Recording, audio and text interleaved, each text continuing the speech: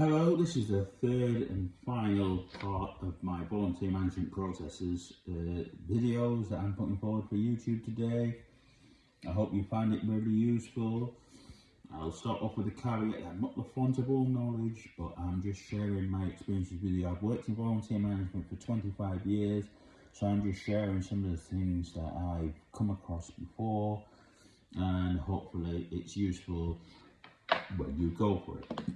Now, we've already talked about recruitment, selection, supervision, induction, training, and scheduling in the previous videos.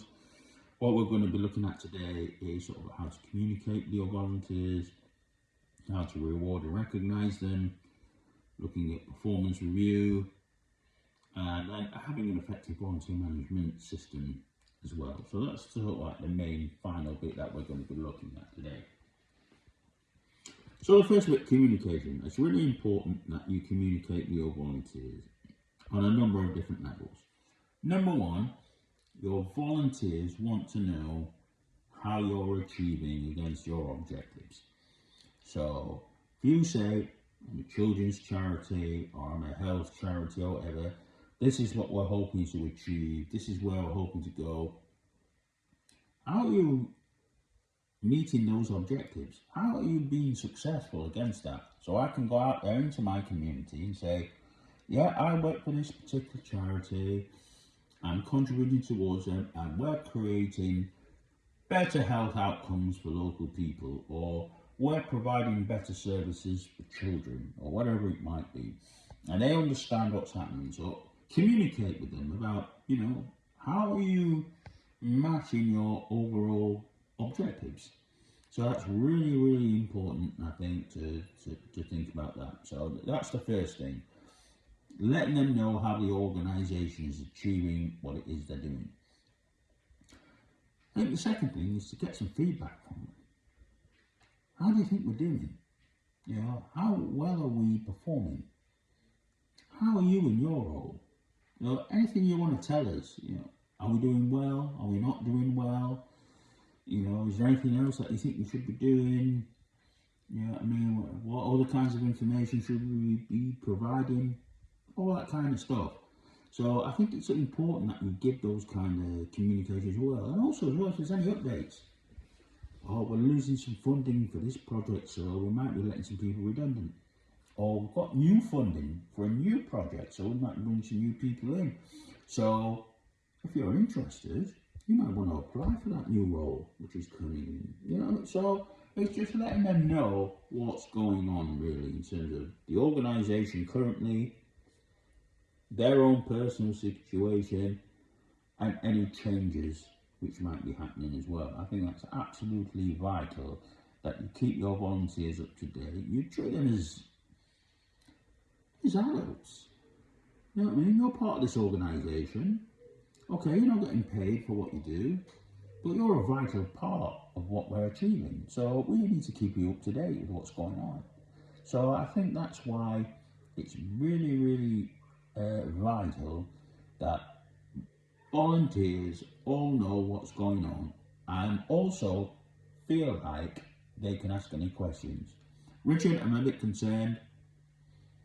I've heard that we're losing some funding, or I've had some negative feedback from some of our service users.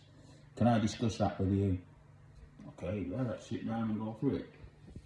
Let's see if there's anything we can solve around that. Or, oh no, that's unfounded. It's not really there, but we can address that. We don't want to just put it under the carpet.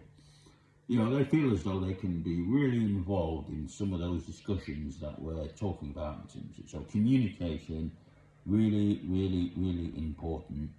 Involvement is really important. Updates are really important, even if it's bad news. This person who you really love, we're making them redundant. This project that you really love, we lost the funding. Another project's going to take it on. But it could be good news as well. Oh yeah, we've got some extra funding. We're bringing some new people. There might be some new opportunities. You might be able to apply for a job if you're interested in it. Keep them up to date. Let them know what's going on. That's an important thing. Another thing is around reward and recognition that I talked about before as well. You know, if you rely on volunteers, let them know that recognition. You know, oh, without you, we won't be able to run our services. You have to let them know that they're vital. Gives them the power, but I think it's okay to let volunteers have power. You know, why should you keep all the power just because you're a paid member of staff? Listen, I'm a paid member, so I'm the chief executive. But if I didn't have volunteers here, I wouldn't be able to offer the service that we're providing. No, I think it's fine. Empowers them to think I'm a vital cog in the wheel, making things happen. So make sure that recognition is there, that they understand how important they are. And reward. It's everything from the small areas to the big ones. I'd say the absolute minimum you can do, and I think everyone should be able to do it when you're bringing in volunteers, is after every shift, every volunteer who's contributed something, speak to them and say thank you. You didn't have to be here, you've contributed your time, you've contributed your skills and your knowledge and your experience. You didn't have to be here, we're not paying you. We really appreciate that you're here supporting our organisation, supporting our services and supporting our service users. Thank you. That's the absolute minimum. It doesn't cost you anything to just say, thank you very much for your contribution today. I really appreciate it. Take that time out. You might be really busy, but when your volunteers are leaving, drop what it is you're doing, go out and see them and say, thank you very much, I really appreciate it. It'd take you, 5 minutes maximum to say, thanks a lot, I hope you're having a good evening. It's been really great to have you involved with us today. So that doesn't cost anything. But then you might do other things. You might have sort of a lunch, you might have events. Might be great to have a volunteer network forum where they can talk with themselves. You might have to have some kind of, activity where your Monday volunteer gets to meet your Thursday volunteer, where they might not have done before. So they're still all part of the same team, but they might not have met each other because one volunteer comes in on a Monday, one volunteer comes in on a Thursday. So it might be that you want to get them to know each other and to be introduced to each other. So I think that's really important as well, to do stuff like that. Also things like National Volunteers Week as well. That's a chance to really celebrate what volunteers contribute. And that means then you can really sell that to your stakeholders.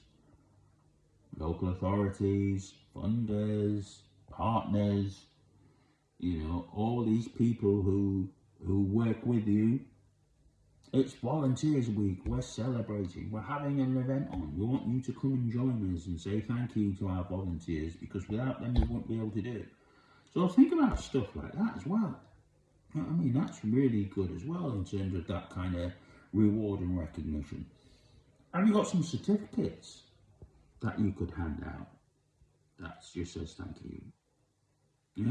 That's really good as well. People think, oh wow, I've achieved something. It could be a long service award. It could be that they've been involved in a complex project. Could be involved in some difficult area of work. Could be they've been working with key stakeholders. Could be that they've gone out of their way big time just to make sure that you've done something. Make sure you have some awards, events, recognition, certificates, all that kind of stuff. Make sure that you reward and recognise your volunteers. But as I was saying, the main thing is to say thank you. Thank you for being involved at every opportunity that you can, because they're donating their time and their skills and their knowledge and experience, and they're not getting paid for it, and they could do something else if they wanted to. So just let them know, yeah, we acknowledge that you're donating your valuable time to us so that we can deliver great services to our service users. And as a result of that, our service users feel valued and feel supported. And without you, that wouldn't happen. So make sure you do that. The next thing is having some performance reviews. Make sure, are you happy within your role? Do you want to do something else? Do you need extra training, support, resources, materials, whatever it might be? Let's see if we can provide that for you. You know what I mean?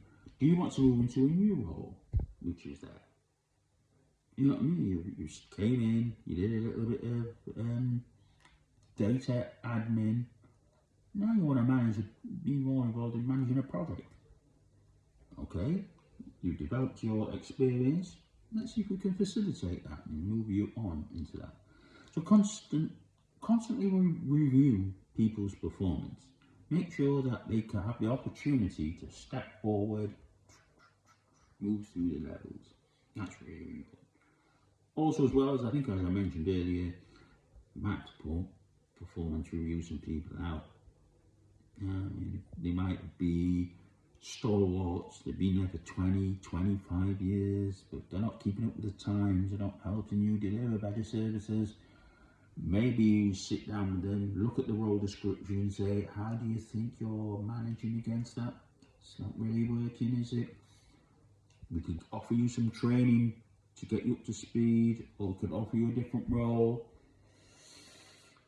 But if not, we might have to say thank you very much for your contribution, but unfortunately I think we've come to the end of our journey, and we'll give you some kind of recognition at the end of it, or it might be time for you to move on.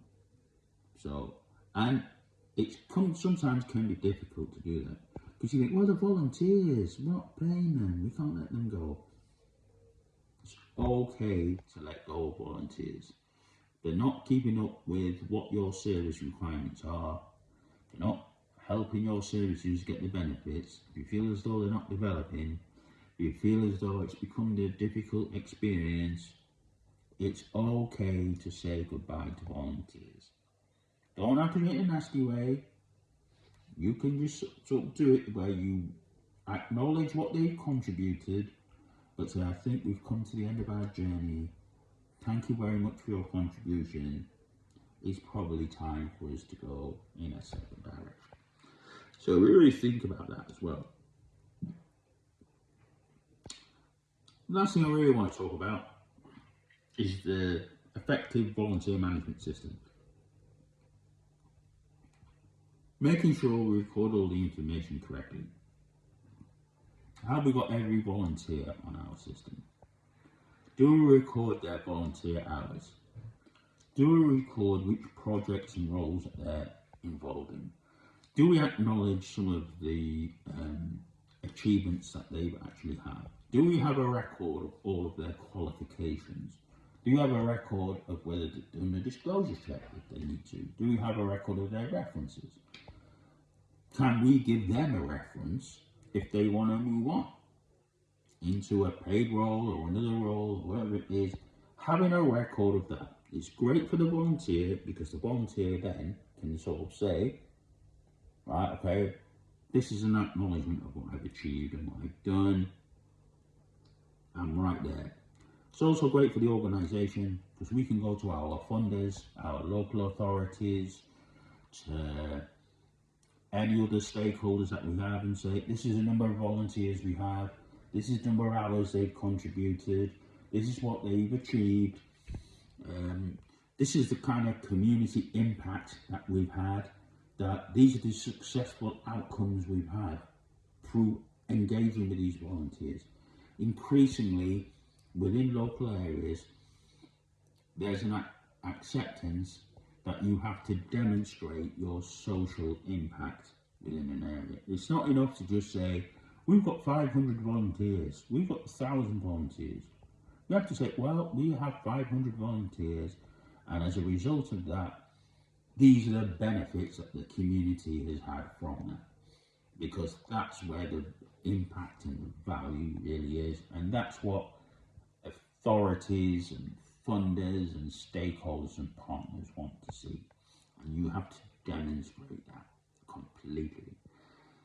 So I think that's an important thing as well to think about. It's good for your volunteers to have a record of them. You can provide them with a reference. You can refer to how many hours you've done, all that kind of stuff. And also as well, if they're claiming expenses, you have a record of the hours that they did, the shifts that they did. So you can look around and say, okay, yeah, these are the volunteer expenses that you require. We've got you on the system. We've got your bank details. We've got your volunteer all set up. So as soon as you submit a claim saying, this is what I've done, bang, there you go. You can claim your expenses. Because that can be really important to some people, especially a lot of volunteers are on benefits. They can't wait for the whole month to go by to get it. Maybe they need the volunteer expenses really soon. It could be very, very difficult. So that's basically it. That's the third one. So thank you very much for listening. I hope you had a good time. And I'll see you next time. Goodbye.